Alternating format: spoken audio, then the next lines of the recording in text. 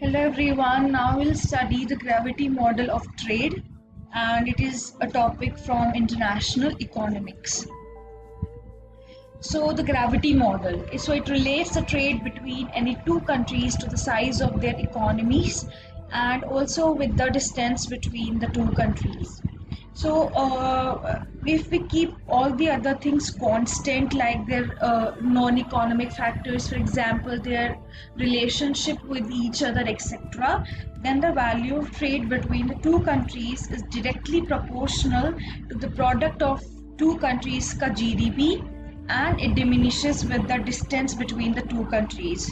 So we see that this above equation, this is the equation, is known as a gravity model. And the reason for the gravity model, like why it has been named as a gravity model, it is inspired by the Newton's law of gravity.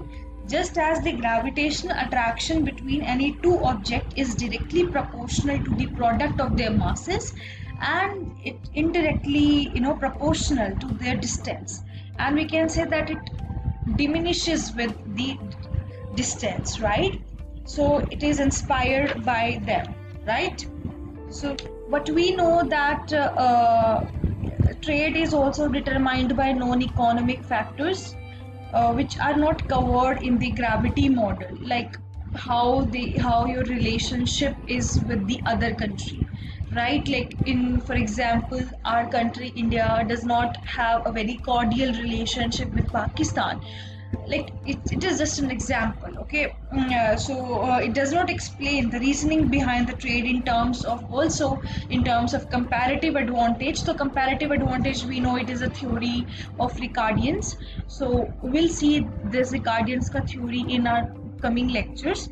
But as of now, the trade model, this gravity model, does not explain the relationship between uh, reasoning behind the trade in terms of comparative advantage, and it also does not cover the non-economic factors which play some role in enhancing the trade between two countries.